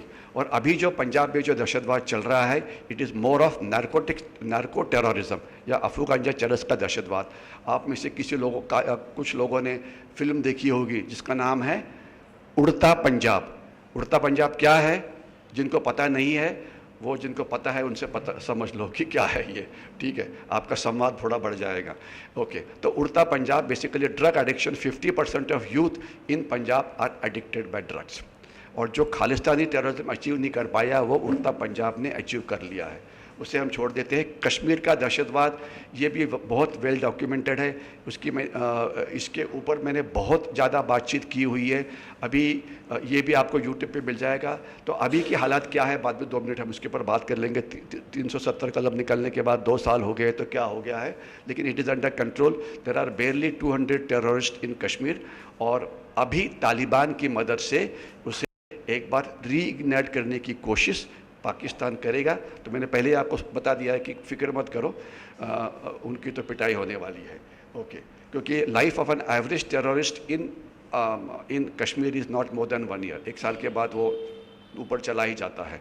ठीक है, बट तब तक तो हिंसाचार कर सकता है, ये याद रखिए। ऐसा नहीं है कि वो भी कुछ निकम्मे हैं, लड़वैया है वो, ऐसी बात नहीं है। ओके, तीसरा भाग जो है दहशतवाद, 1993 में पहला बॉम्ब ब्लास्ट हो गया, जिसका पहला मान मराठी पाऊल पुढे, तो उसमें किसको मिला, मुंबई को मिला। और मुंबई की कोस्ट से रायगढ़ का कोस्ट था, वहाँ से रायगढ़ तो मुझे पता था कि भाई छत्रपति की राजधानी थी, लेकिन वो जाके जगह मैं देख के आया। मैंने एक किताब लिखी है कोस्टल सिक्योरिटी के ऊपर, तो उसमें शेखाड़ी का फोटोग्राफ आपको मिल जाएगी। वहाँ पे वो ये जो बॉम्ब स्फोट वाला सामान वहाँ पे लैंड हो गया था। तो चलो वो अलग कहानी है। तो ये टेररिस्ट एक्टिविटी शुरू थी, लेकिन 2014 के बाद एक थोड़ा फ़र्क पड़ गया। एक सरकार आ गई जिसके बारे में आपको पता है, और उसके बाद ये जो टेररिज्म जो बाकी रेस्ट ऑफ इंडिया में था वो कम हो गया या ख़त्म ही हो गया। अभी आप कश्मीर छोड़ के और कहीं इस प्रकार के बॉम्ब हल्ले नहीं हो रहे हैं। जो भी गड़बड़ होती है वो केवल it's restricted to the Kashmir valley. उसके बारे में बात करूँगा, क्यों हो गया, कैसे हो गया, एक्टिविटी कैसे इम्प्रूव हो गई है, बाद में बात करेंगे। और उसके बाद insurgency in the north East is at all time low, उसके बारे में थोड़ी सी बात करेंगे। लेकिन जो प्रॉब्लम अभी कंट्रोल में नहीं है वो है इलीगल बांग्लादेशी माइग्रेशन। और अगर मुझे कोई पूछा जाए, मेरी कमेंट पूछी जाए, तो आईसिस से मत डरो, तालिबान से मत डरो, इसलिए कि मैं बोल रहा हूँ, लेकिन डरो इलीगल बांग्लादेशी माइग्रेशन से। वो किताब ये बहुत ही बड़ा कैंसर है और आपको किस प्रकार से खा रहा है इसके बारे में। आज 5 करोड़ से ज़्यादा बांग्लादेशी आज भारत में है। 5 करोड़ से। लेकिन हम हमेशा बोलते हैं कि बांग्लादेशी इतने इम्पॉर्टेंट नहीं है जितने कि उनके सपोर्टर्स ज़्यादा इम्पॉर्टेंट है। एक एग्जांपल देता हूँ कि आज माना जाता है कि 50-60 हज़ार रोहिंग्यास भारत में हैं। रोहिंग्या कौन है, कैसे आए वहाँ पे, वो राखीन में कैसे रहते हैं, वहाँ से बांग्लादेश में कैसे आए, वहाँ से कलकत्ता कैसे आए, ये बारे में मैं नहीं बोलने वाला हूँ। लेकिन एक रोहिंग्या मिल गया नांदेड़ के अंदर। आप सभी महाराष्ट्र के तो नांदेड़ पता है। तो ये पता लगा कि जब उसकी इन्वेस्टिगेशन हो गई तो उसको 35 या 36 इंडियंस ने मदद की थी। उसके पास सभी डॉक्यूमेंट्स थे।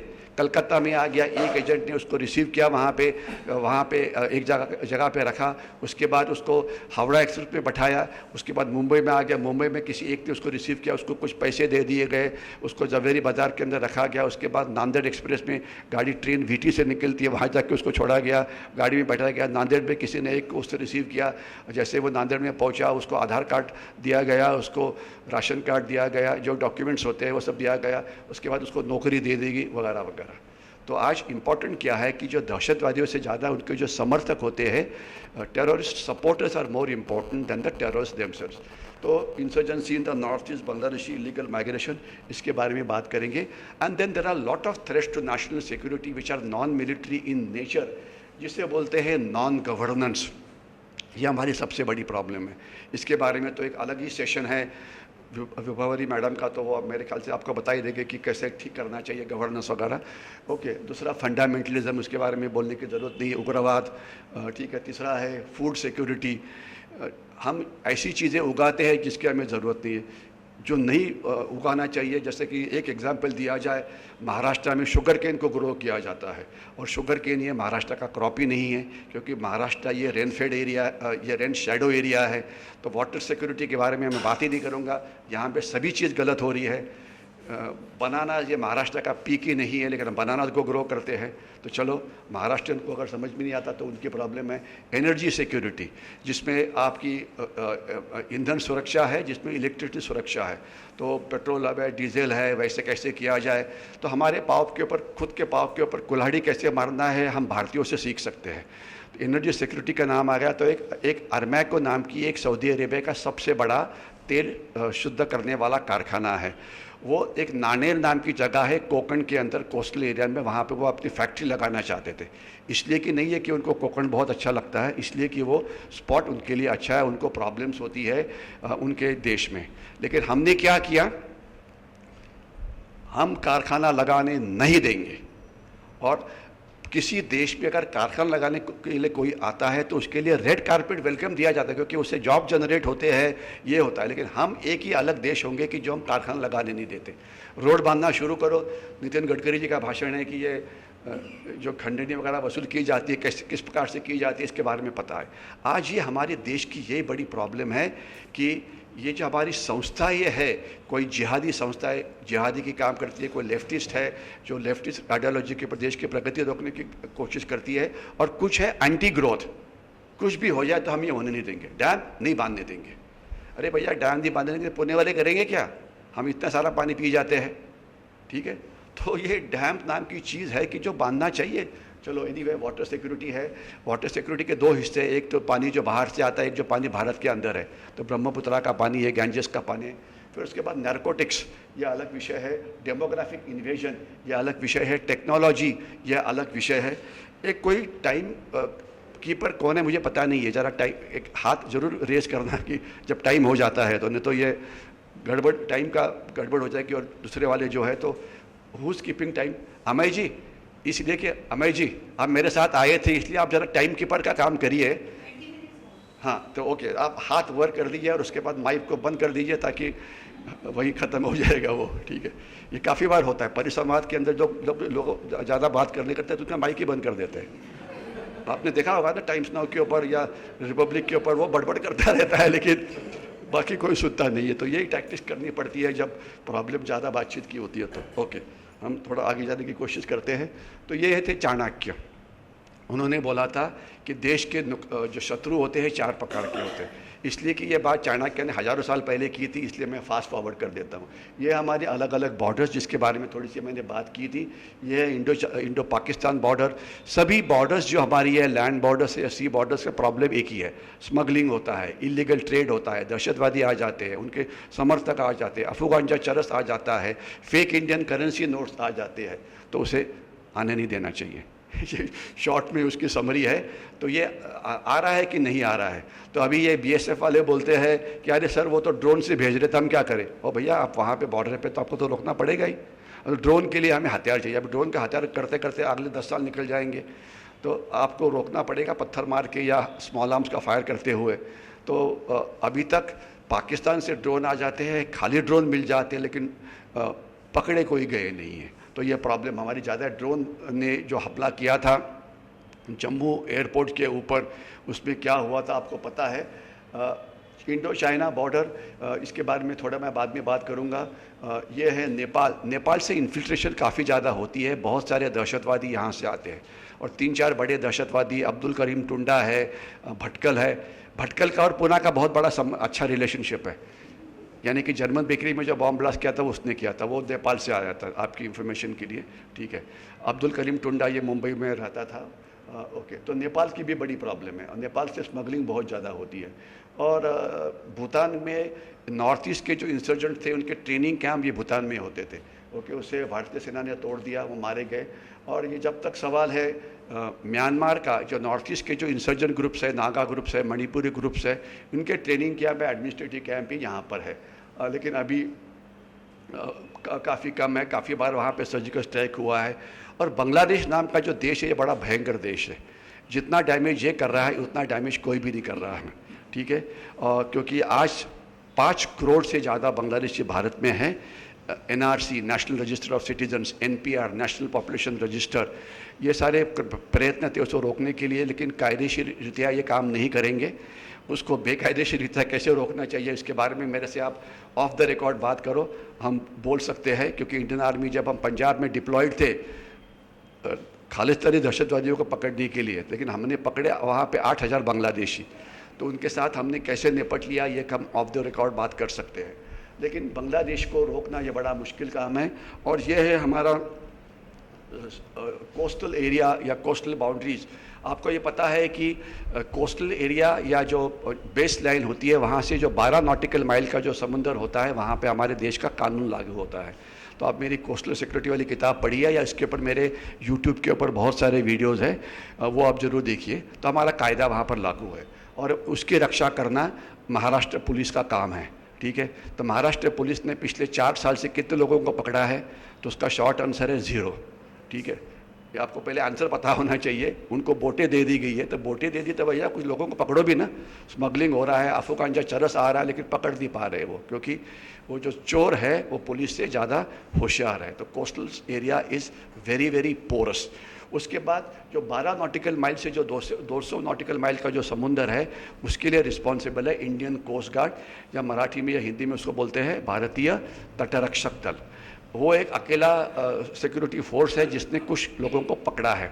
उनके अगर आप वेबसाइट के ऊपर जाएंगे तो नज़र आएगा वहाँ पे कि उन्होंने पिछले अभी कुछ जनवरी या फरवरी महीने के अंदर लक्षद्वीप के समुंदर के अंदर 5,000 करोड़ के ड्रग्स पकड़े हुए। It was reported in the media. तो और ये एक इंटेलिजेंस बेस्ड ऑपरेशन था, अच्छी तरह से लॉन्च किया गया और ड्रग्स पकड़े गए। लेकिन आपको पता होना चाहिए कि जो ड्रग पकड़े जाते हैं उससे काफ़ी गुना ज़्यादा ये पकड़े नहीं जाते हैं। बीच में एक चक्कर चल रहा था, क्या नाम है वो, कौन सा हीरो है वो जिसने ड्रग्स खा के आत्महत्या कर ली, सुशांत सिंह राजपूत। तो लोगों को सुशांत सिंह राजपूत ये नॉन इशू है। इशू ये है कि आज भारत के जो सेलिब्रिटी क्लास है वो ड्रग्स के आहारी चले गए हैं। Any higher middle class person, any youth from bigger family, rich family is drugs. Celebrity, वो क्रिकेटर्स हो, वो एक्टर्स हो, वो स्टेज वाले हो, ये हो, फिर उनको डिप्रेशन आ जाता है, ये आ जाता है, वो आ जाता है। तो प्रॉब्लम इज़ कि हमारे शहरों के अंदर narco terrorism is a bigger threat. और ये जो बंदूक वाला जो टेररिज्म है उसकी फिक्र मत करो, एक आधा बम आपके पास फूट गया तो वो आपका बैड लक है। लेकिन ज़्यादा जो प्रॉब्लम है वो नारकोटिक्स टेररिज्म है, और वो हमारे देश में मुंबई में इतना ज़्यादा है। पूना में इतना ज़्यादा है कि उसको कैसे पकड़ा जाए, ये एक इम्पॉर्टेंट चीज़ है।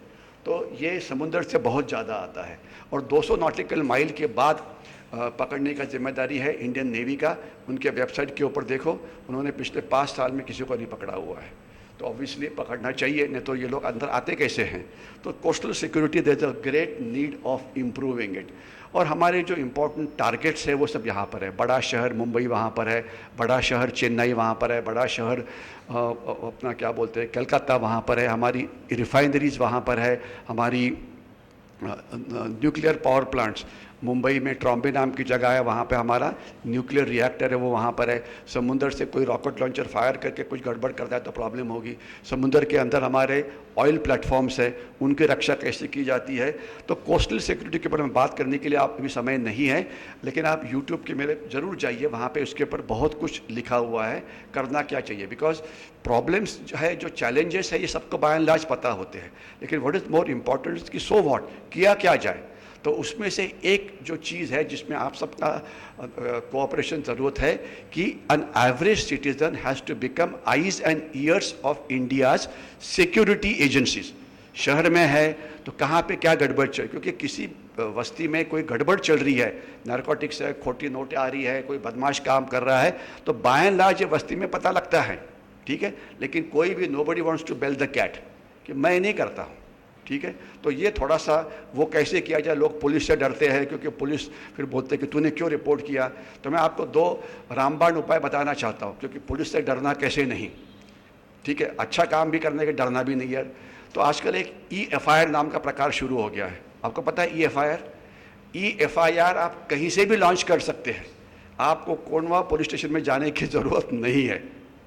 आप समझते हैं, मैं बचा हूँ कलकत्ता में या शिलोंग में, वहाँ से मैं EFIR दर्ज कर सकता हूँ कि मेरी कंप्लेंट ये है कि कोंडवा में ड्रग्स यहाँ है। दूसरा, पुलिस FIR लेते ही नहीं है। तो अगर आप कोई अच्छा काम करना चाहते हैं तो ये मेरा रामबाण उपाय मुझे 2 साल पहले पता लगा। वो ये है कि आप अगर कंप्लेंट कोई ले नहीं रहा है पुलिस मतलब, तो आप 100 नंबर को रिंग करो और बोलो मेरी ये कंप्लेंट है। खट करके एक QR की आवाज़ आ जाती है, वो आपका रिकॉर्ड करती है और उसके ऊपर IPS ऑफिसर का लक्ष्य होता है, तो उनको वो उसे आगे ले जाना ही पड़ता है। तो आप लास्ट साल पूना ने 8000 मोबाइल खोए हुए हैं, इस प्रकार की रिपोर्ट आई थी। अभी हर एक को FIR लॉन्च करना पड़ता है और पुलिस FIR देते ही नहीं है। और अगर आपका मोबाइल गलत काम से इस्तेमाल हो गया तो प्रॉब्लम तो आपकी है। तो इसलिए फॉर योर ओन, मोबाइल तो मिलना मुश्किल ही है, लेकिन for your own security you need to tell people कि भाई लैपटॉप चला गया, हैक हो गया, उसका इस्तेमाल कर लिया किसी गलत काम के लिए, तो फिर क्या होगा। तो ये EFIR और 100 नंबर को रिंग करना, ये ज़रूर याद रखना कि वहाँ पे आपको बिना कोई त्रास हुए ये चीज़ आप कर सकते हैं। तो ये सागरीय सुरक्षा ये एक अलग विषय है। लेकिन हमारे देश में क्या सब विचारवंत बने हुए हैं। विचारवंतों की ज़रूरत कम है, लेकिन ज़्यादा ज़रूरत है कि जो एक्शन करने वाले हैं, कि कुछ ना कुछ करना चाहिए। तो हमने करना क्या चाहिए, तो हम थोड़ी सी इंटरनल सिक्योरिटी के बारे में बात करते हैं। ये सब जाने दीजिए, दहशतवाद कैसे हुआ। एक ये वाक्य ज़रूर देखिए, ISI नाम की पाकिस्तान की गुप्तहेर संस्था, ब्लीडिंग इंडिया बाय 1000 कट्स, लेकिन उसके बाद का जो आगे वाला है वो देखिए, बाय 1000 एजिटेशंस। दहशतवाद क्यों किया जाए। अभी एक शेतकरी आंदोलन नाम का एक आंदोलन चल रहा है। अभी दहशतवादी हमला पूना में हुआ, कितना नुकसान हुआ पूना का। जर्मन बेकरी में एक बिल्डिंग का थोड़ा सा वॉल गिर गया, कुछ लोग मर गए, तो हज़ारों में नुकसान हुआ। लेकिन जो शेतकरी आंदोलन नाम का एक आंदोलन चल रहा है, किसी भी शहर के अंदर आने के लिए 5-6 रास्ते होते हैं। जैसे पूना का एग्जाम्पल लिया जाए, पूना में आप वाया सातारा आ सकते हैं, वाया मुंबई आ सकते हैं, वाया सोलापुर आ सकते हैं, वाया सासवड़ा आ सकते हैं, और वाया कोई 2 रास्ते होंगे। अगर ये एक रास्ता ब्लॉक हो जाता है तो जो सिटी को लगने वाली हर एक चीज़ ये बाहर से आती है, सब्जी हो, दूध हो, वगैरह वगैरह। अगर एक दिन आप रास्ता ब्लॉक करो तो कीमतें 10%, 15%, 20% बढ़नी शुरू हो जाती है। और दिल्ली के जो 5-6 रास्ते हैं, दिल्ली के रास्ते या तो यूपी से आते हैं या तो हरियाणा से आते हैं, तो 2 रास्ते ब्लॉक हो गए हैं। और जो नुकसान है, आप एक शब्द डालो गूगल सर्च के अंदर, economic losses due to farmers agitation in Delhi, और आपको नजर आएगा 4000 करोड़ to 5000 करोड़ डेली नुकसान दिल्ली का हो रहा है। तो ये जब मुझे पता लगा तो उसके बाद मैंने फैसला कर लिया कि हाफिज़ सईद अगर मुझे मिलेगा तो मैं उसको गले लगने वाला हूँ। कितना अच्छा आदमी है, 250-300 लोगों को ही मारा हुआ है, कुछ करता ही नहीं है ये, ठीक है। और हाफिज़ सईद के घर के बाहर एक बॉम्ब ब्लास्ट हुआ था, ये आपको पता होना चाहिए। अभी हाफिज़ सईद ने तो दूसरे के घर के बाहर बॉम्ब ब्लास्ट करना चाहिए, तो उसके घर के पास अगर बॉम्ब ब्लास्ट होता है तो ये थोड़ी गड़बड़ वाली बात है ना। तो बाद में पता लगा कि ये बॉम्ब ब्लास्ट पाकिस्तानी आर्मी ने किया। अरे पाकिस्तानी आर्मी और हाफिज़ सईद तो एक दूसरे के बड़े यार हैं।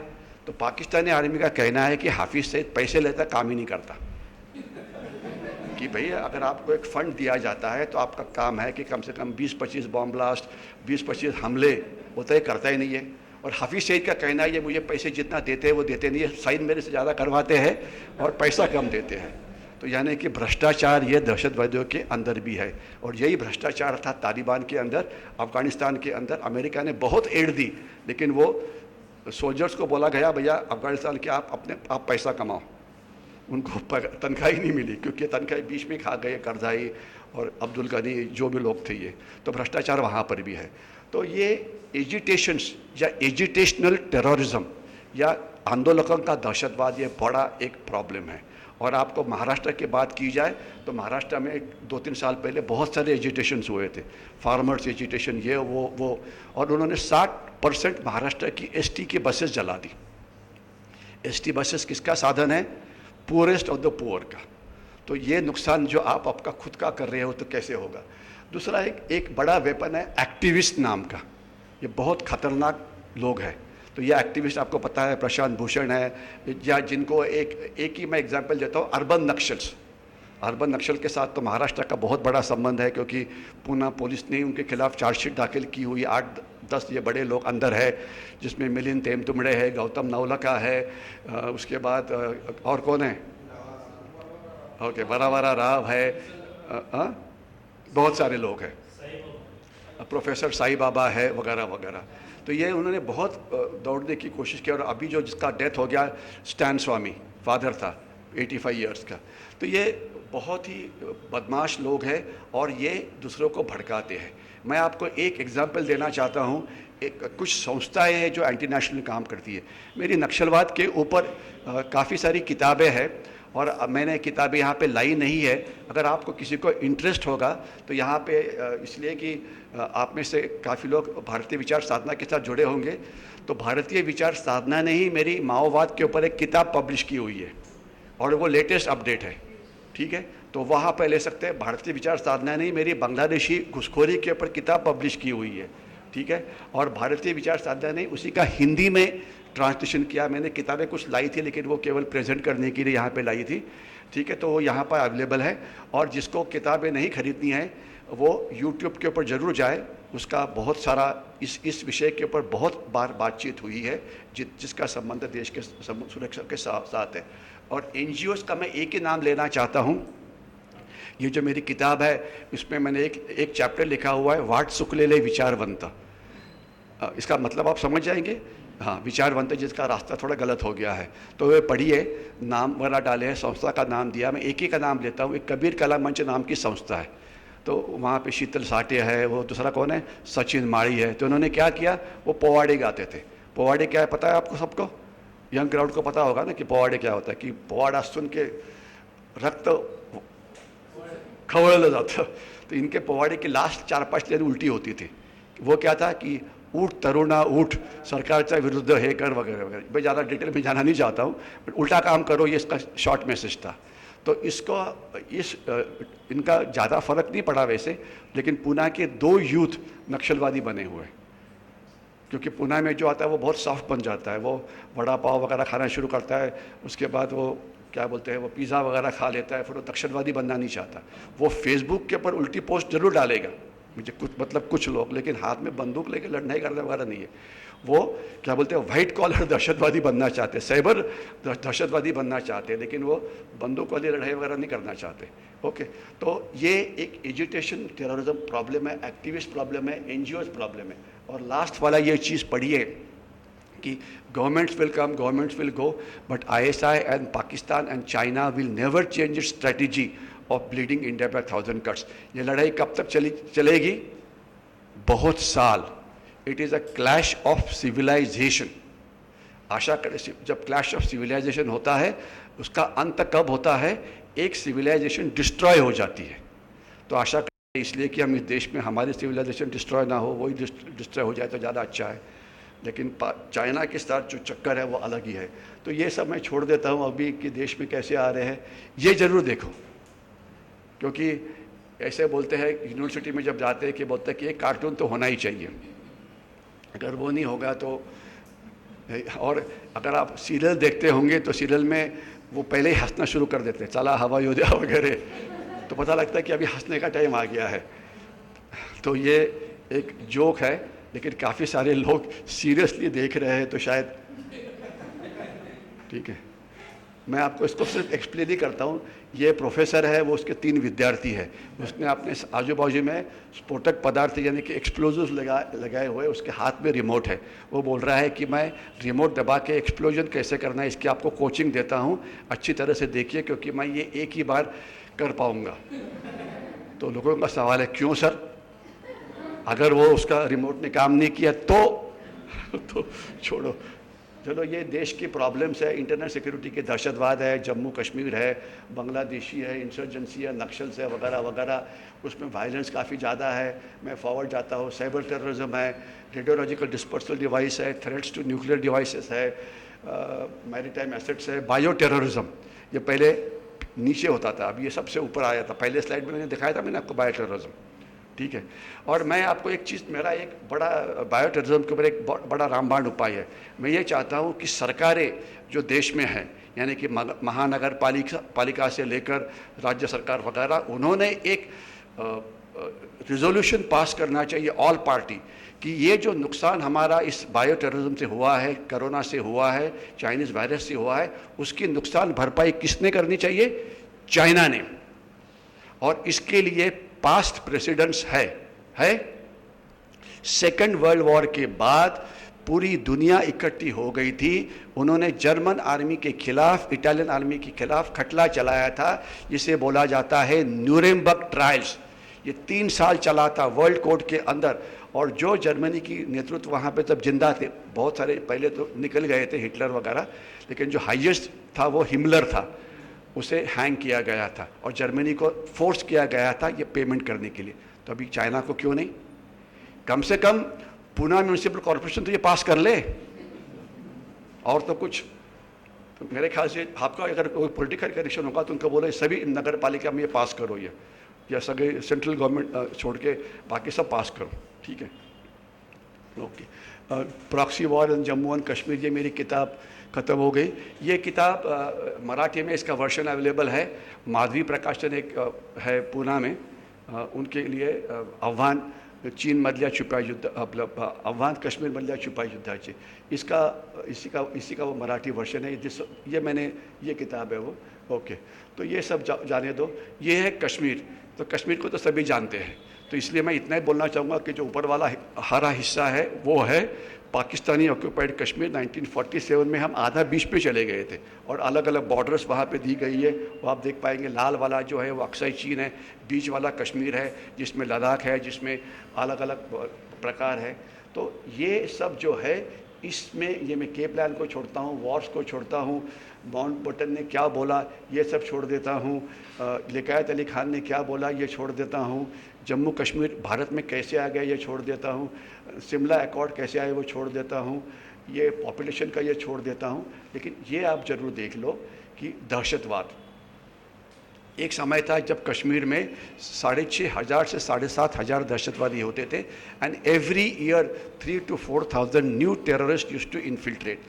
इंडियन आर्मी को सबसे पहले डिप्लॉय किया गया इन 1984। इंडियन आर्मी तो कश्मीर में पहले ही थी, लेकिन तब उनका काम था बॉर्डर की रक्षा करना, लेकिन दहशतवादियों को रोकना ये अलग प्रकार का ऑपरेशन होता है।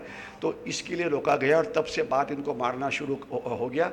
इनको मारते मारते अभी संख्या 2014-15 में 200-250 के पास पहुंची है। उसके बाद नीचे क्यों नहीं दिखाई हुई फिगर्स, क्योंकि वो फिगर्स उतनी ही हैं। हर साल 250-300 दहशतवादी इंडियन आर्मी मारती है, लेकिन नए दहशतवादी अलग अलग जगह से अंदर आ जाते हैं। और ये दहशतवादी कैसे अंदर आते हैं ये देखा जाए, ये जो लाइन है ये लाइन ऑफ कंट्रोल है।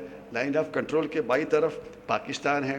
पाकिस्तान क्या करता है, पहले एक रिक्रूटमेंट रैली करता है, उसके बाद जो सिलेक्ट होते हैं उनको पैसा देता है, उसके बाद क्या करता है वो उनकी रिलीजियस इंडोक्ट्रिनेशन मदरसा में होती है, मॉस्क में होती है, आजकल ऑनलाइन भी हो गई है। आजकल ऑनलाइन का ज़माना आ गया है ना, तो हम तो दुनिया से बहुत पीछे, हमारा ऑनलाइन का ज़माना आ गया। ये ब्रेकडाउन जब लॉकडाउन शुरू हुआ तब से शुरू हुआ, लेकिन ये दहशतवादी हमारे 5 साल पहले ऑनलाइन ट्रेनिंग करते थे। तो देखो हम कितना पीछे है दहशतवादियों से, तो हमने थोड़ा उनका आगे जाना चाहिए, तभी हम उनको रोक सकते हैं। तो उनका ऑनलाइन ट्रेनिंग चल रहा था और इंडिया से चल रहा था। आपको पता होना चाहिए कि एक ट्विटर हैंडल होता था बेंगलोर में, मेहंदी महसूद या कुछ ऐसा नाम था, अभी नाम मैं भूल जाता हूँ। उसके ट्विटर के ऊपर 18 लाख फॉलोअर्स थे। बेंगलोर के आईटी कंपनी में काम करता था। तो ऑनलाइन ट्रेनिंग, अभी मैडम का ये चल रहा था कि ऑनलाइन ट्रेनिंग के लोग कुछ तंग हो रहे, बच्चे पढ़ाई नहीं करते। ये तो ऑनलाइन ट्रेनिंग कितने साल से करते, उनके किसी ने भी उनको पता नहीं कोई साइकोलॉजिकल काउंसलिंग करता है कि नहीं है, ठीक है। मुझे सच में ये डाउट आ जाता है कि ये सब हमारे पास चलता है, उनके कोई डॉक्टर्स है कि नहीं है। वैसे उनका psychological aspect is taken care of by, narcotics taken care of by. जो आपकी प्रॉब्लम है आप खुद हल करेंगे, सिंपल सॉल्यूशन है उनके प्रॉब्लम्स की।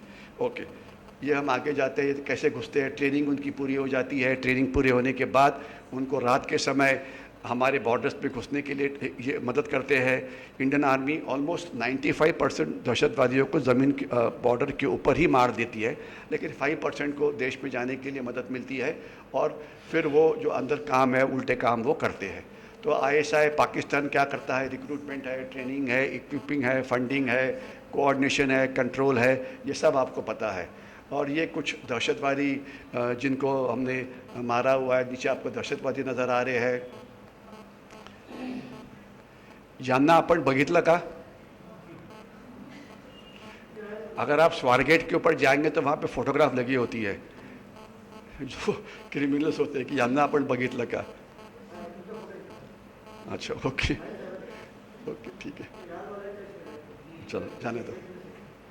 ओके, चलो, उनके हाथ से पकड़े हुए राइफल्स कितने हैं, मैगजीन कितने हैं, एम्यूनिशन कितना है, अलग अलग हथियार, उनके पास सामान क्या होता है, दहशतवादी कैसे मारे जाते हैं। ये है कश्मीर वैली। इसे समझना थोड़ा इम्पॉर्टेंट है। ये अभी कश्मीर का ये एक एरिया है जहाँ पे दहशतवाद अभी भी शुरू है, और ये माना जाता है कि 200 terrorist are still active in the Kashmir valley. Kashmir valley क्या है? एक झेलम नदी की वैली है, या किशनगंगा नदी की वैली है, जैसे कृष्णा नदी की वैली है, गोदावरी की वैली है। सपाट प्रदेश जो आजू बाजू में होता है, 130 किलोमीटर्स लॉन्ग है, 30-40 किलोमीटर्स ब्रॉड है, और उसके आजू बाजू में अलग अलग जो माउंटेन्स है वो ये है। तो ये माउंटेन्स है। अभी मुझे ये मेरे ख्याल से समय, अभी कितना समय मेरे ख्याल से हो ही गया है। हाँ, तो ये मैं इसको फॉरवर्ड कर देता हूँ, बस खट खट देख लीजिए, ये बस देख लीजिए कि क्या है, किसको मारा हुआ है। ये कुछ हमारे शूरवीर, लेफ्टिनेंट नवदीप सिंह, अशोक चक्रा। तो प्रॉक्सी वॉर को कैसे जीतना चाहिए, proactive strategic culture, intelligence coordination, socio economic development, surrender policy, नक्सलवाद कैसे करते हैं, ये किताब अवेलेबल है भाविसा के अंदर। वो सब एक साथ इकट्ठे कैसे आए थे 2004 में, पीपल्स वॉर ग्रुप, माउस कंट्रोल सेंटर, ये कैसे इकट्ठे आ गए, इसके बारे में वो क्या करते हैं, उनकी अलग अलग एक्टिविटी क्या होती है, जन अदालत क्या होता है। जब मैं पहले आता था तब ये नक्सल, ये फोटो, ये हम वहाँ पे दिखाते थे जब आप व्याख्यानमाला वगैरह करते थे इसके अंदर आपके पास, तभी ये फोटोग्राफर दिखाए थे। अभी इसके आगे काफ़ी सारी प्रोग्रेस नक्षलवादियों ने की थी। ये तुम्ही जे 2 पहिले प्रेझेंटेशन केलेली होती त्याच्यामध्ये हे दाखवलेलं होतं, त्याच्यात आता पुष्कळ प्रगती झालेली आहे। म्हणजे त्यांनी प्रगती केली आहे, आपण पण करायला पाहिजे।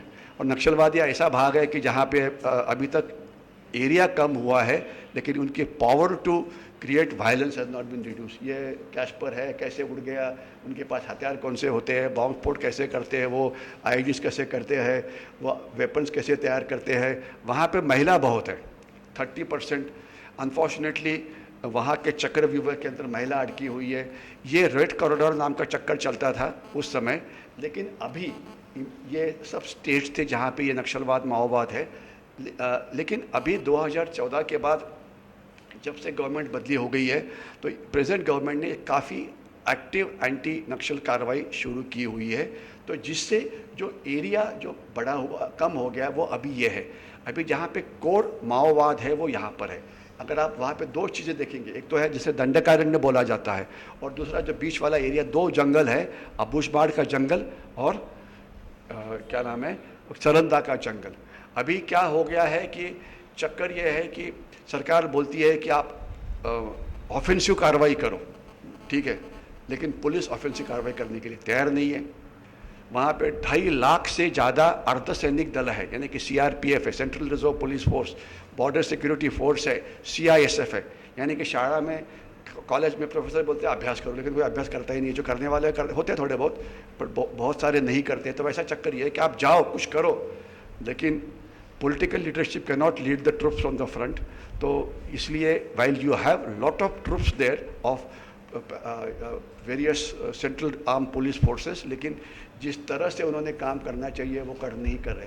बहुत सारे इसके विषय है, बहुत सारे यह है, तो उसको किस प्रकार से टैकल करना चाहिए, political strategy, psychological strategy, military strategy, administrative, socio economic, political में क्या करना चाहिए, उनको इलेक्शन में किस प्रकार से हिस्सा लेना चाहिए, ये सब दिया हुआ है। ये आपको यूट्यूब पे भी मिलेगा। यूट्यूब तो आपको पता है कि उसमें से कोई ये नहीं होता है। और दूसरा किताब के अंदर भी दिया गया है सोशियो इकोनॉमिक स्ट्रैटेजी, वो इकोनॉमिक डेवलपमेंट कैसे करनी चाहिए, इसके बारे में काफ़ी सारी चीज़ है। इसके बाद है साइकोलॉजिकल स्ट्रैटेजी कि मानसिक युद्ध भी बहुत बड़ी तरह से लड़ना चाहिए। और आपको ये पता होना चाहिए कि ये खुद को CPIM क्यों बोलते हैं। इनका नाम है communist party of India Maoist. ये कोई इंडियन नाम दे दो यार, आदिवासी सेवक संघ या ऐसे कुछ नाम दे दो, या जो भी देना होगा, क्योंकि ये चाइना का एक छुपा युद्ध हमारे देश के खिलाफ चल रहा है, ये आपको साफ पता होना चाहिए, ठीक है। ये साइकोलॉजिकल स्ट्रैटेजी है। उसके बाद एडमिनिस्ट्रेटिव स्ट्रैटेजी, पुलिस का ट्रेनिंग है, इंटेलिजेंस कोऑर्डिनेशन है, और ये सभी स्ट्रैटेजी, उसमें मिलिट्री स्ट्रैटेजी है। अल्टीमेटली उनको तो मारना ही पड़ेगा ना, जो जिसके हाथ में शस्त्र है उसको तो मारना ही पड़ेगा, जो सरेंडर नहीं करेगा उसको मारना ही पड़ेगा। लेकिन अगर आप उनकी लीडरशिप को ख़त्म कर सकते हैं तो with least amount of violence you can stop Naxalism. Okay, तो मैं बांग्लादेशी इलीगल माइग्रेशन ये बड़ा कैंसर है, इसके साथ बातचीत करने के लिए समय नहीं है, लेकिन ये देखिए, इतना ही पढ़ लो और उसके बाद हम इसको बंद कर देंगे, कोई समय हो गया है। 2026 के पहले असम और पश्चिम बंगाल के मुख्यमंत्री ये बांग्लादेशी बन सकते। ये क्यों? मुझे भविष्यवाणी आती है? नहीं जी। फिर प्रोडिक्शन कैसे किया है? केवल स्टैटिस्टिकल बेस्ड। आज 35% of Assam population is Bangladeshi, और बांग्लादेशी जो है वो 100% वोट करते हैं, और जो नॉन बांग्लादेशी पॉपुलेशन है वो 50% भी वोट नहीं करती। और जब तक पूना का सवाल है, which is called as the educational capital of the country, वहाँ पे 45% या 47% was the total voting in the last elections. तो ये जीतेंगे? क्यों नहीं जीतेंगे? तो ये किताब है वो, ठीक है। ये सब छोड़ देते हैं, नॉर्थ ईस्ट वगैरह को ये सब छोड़ देते हैं, ये सब छोड़ देते हैं, ये सब छोड़ देते हैं। करना क्या चाहिए उसके लिए? करने के लिए बहुत कुछ चीज़ें हैं। ये एक नॉन हीरो है AUDF, all Assam United democratic front, जो बांग्लादेशी की पार्टी है, इनका ये बॉस, और इसका भी महाराष्ट्र के साथ बहुत बड़ा संबंध है। जो ये सबसे बड़ा अत्तर व्यापारी है। अगर आप मुंबई में जाएंगे तो वहाँ पे एक अत्तर गल्ली है, देखिए आपने, मुंबईमध्ये जिथे अत्तर विकलं जातं हजारों लाखों रुपयाचं, तो इसका ये बॉस है अजमल बजरुद्दीन। AUDF के क्योंकि पहले ये और पार्टीज़ के लिए वोट करते थे, कांग्रेस वगैरह के लिए, लेकिन उन्होंने सोचा कि हम बाकी लोगों के लिए वोट क्यों करें, हम हमारी पार्टी क्यों तैयार नहीं कर सकते हैं। तो उन्होंने अपनी पार्टी फॉर्म कर ली, और 2014 के पहले इनके 19 MLAs थे इन द असम असेंबली, और इनके 4 मेंबर ऑफ पार्लियामेंट थे, जिसमें से एक था ये अजमल बजरुद्दीन। अभी जो 2019 का जो इलेक्शंस हो गए, इसमें इनके 4 MPs कम होके 1 पे आ गया है, और जो MLAs थे ये 19 से लेकर मेरे ख्याल से 13 पे आए हुए हैं, ठीक है। ये एक सुपर हीरो है बांग्लादेशी इलीगल माइग्रेशन के बारे में, जिन्होंने सबसे पहले इसको राइटिंग में रखा। इनका नाम है लेफ्टिनेंट जनरल S.K. सिन्हा। कि चोरों के किताब फोटोग्राफ तो हम बहुत दिखाते हैं, लेकिन he is the first person who put all the problems on a piece of paper, proper documentation किया। वो सरकार के पास गए, प्राइम मिनिस्टर के पास, होम मिनिस्टर के पास, डिफेंस मिनिस्टर के पास, लेकिन उनकी रिपोर्ट के ऊपर कुछ नहीं हुआ। बाकी क्या हुआ वो आप आगे देख सकते हैं। बाकी टेररिज्म को छोड़ दो, 26/11 छोड़ दो, दहशतवाद छोड़ दो, इंडिया स्ट्रैटेजिक कल्चर। मेरे ख्याल से मैं ये लास्ट स्लाइड देख के उसको बंद कर दूंगा। चाइना के बारे में कभी नेक्स्ट टाइम जब आपका होगा तभी बात करेंगे, क्योंकि तब तक चाइना कुछ नई चीज़ कर लेगा, वो भी पता लग जाएगा। ठीक है, इंडिया का स्ट्रैटेजिक कल्चर। एक जॉर्ज टनहम नाम का एक साइंटिस्ट था, अमेरिका में साइंटिस्टों की कमी नहीं है, ठीक है, और ये सब दुनिया के ऊपर रिसर्च करते रहते। तो उसने रिसर्च किया कि जो इंडियन लीडरशिप है बड़ी वाली, उनका सोच विचार क्या है। तो अगर उसके आप पीछे वाले देखेंगे तो सोच विचार वैसे वहाँ पर है, लेकिन मैंने वो दिखा नहीं दिया कि हम कितने पीस लविंग हैं, हम क्या करते हैं, वो करते हैं, वो सब छोड़ दिया। तो वहाँ के एक शॉर्ट समरी है कि इंडिया की लीडरशिप का पानीपत सिंड्रोम है। यानी कि मतलब क्या है कि इंडियंस का सबसे बड़ा ऑक्यूपेशन है एक दूसरे के साथ झगड़ा करना, या दूसरा जिसे बोलते हैं क्रैप मेंटेलिटी। कोई अगर हम खुद आगे ना जाए लेकिन हमारे आगे कोई जा रहा है तो उसके टांग खींच लो, ठीक है। तो इसलिए किसी की प्रोग्रेस होती ही नहीं है, ठीक है, झगड़ा करना अलग अलग कारणों से। तो ये हमारी है। और पानीपत के लड़ाई में जब मराठास अहमद शाह अब्दाली के साथ लड़ने के लिए गए, no Indian king at that point of time help the Marathas. You had the Sikh kings, you had the Jat kingdoms, you had the Ahirs, you had the Ahoms. ये सब हाथ के ऊपर हाथ डाल के बैठ गए। मराठा गए, वो हार गए। पानीपत के बारे में तो बहुत जानते हैं। इसी में इनफैक्ट पानीपत के ऊपर एक सेमिनार चला था, तो जो बड़ा हॉल है वहाँ पे उसके ऊपर मैंने बातचीत की थी पानीपत की लड़ाई के ऊपर। पांडुरंग जी बलकौड़े ने वो बड़ा यहाँ पे ये 275 years of third battle of Panipat, तब ये बात हुई थी। तो पानीपत हम दूसरे से झगड़ा करते हैं, हम इकट्ठा नहीं होते हैं, ये हमारी सबसे बड़ी प्रॉब्लम है। तो ये स्ट्रैटेजिक कल्चर, इसका कहना है किसका? जॉर्ज टनहम का। लेकिन मुझे बड़ी खुशी है आपको बोलने में कि वो गलत था वो, ठीक है। अच्छा लगता है ना जब कोई वेस्टर्न गलत हो तो, ठीक है। India has a well defined strategic culture, and what is that? कि अगर हमारा कोई भाई गाल पे थप्पड़ मारे तो हम क्या करते हैं? उजवा गाल पुढ़े कर दो, यानी कि सॉफ्ट स्टेट। दहशतवादियों को हैंग करना है कि नहीं है, उनको मांग करना है कि नहीं है, स्ट्रेटेजिक रिस्ट्रेन। पाकिस्तान के पास कुछ मत करो, उनके पास अणु बॉम्ब है, ये है, वो है, वो है। तो अभी क्या ये बदली हुआ है? 2014 के बाद थोड़ा बहुत बदली हुआ है। और कितना बदली होना चाहिए? बहुत बदली होना चाहिए। अभी खैर कितना बदली होना चाहिए यहाँ पे डिस्कशन की लेवल नहीं है, लेकिन we can be much more be proactive. Okay, तो आज दहशतवाद है, हमारी सिक्योरिटी चैलेंजेस है, उनके जो रूट्स है वो पाकिस्तान में है, वो बांग्लादेश में है, वो अफ़गानिस्तान में है, सब जगह पे है। तो ये रूट्स काटने पड़ेंगे। जो सर्जिकल स्ट्राइक हुआ था, दहशतवादियों के कैंप के ऊपर हमला हुआ था, मल्टी डोमेन वॉरफेयर करना चाहिए। पाकिस्तान के ऊपर, उनकी इकोनॉमी के ऊपर भी आघात करना चाहिए, उनके ऊपर साइकोलॉजिकल वॉरफेयर भी करना चाहिए, बहुत कुछ चीज़ें करनी चाहिए। लड़ाई करना एक भाग हो गया, लेकिन उसके सिवाय काफ़ी सारा करना चाहिए। तो इसके लिए कोवर्ट ऑफेंसिव मेथड्स भी ज़रूरत है। तो क्या वो है? सब conventional warfare is here to stay.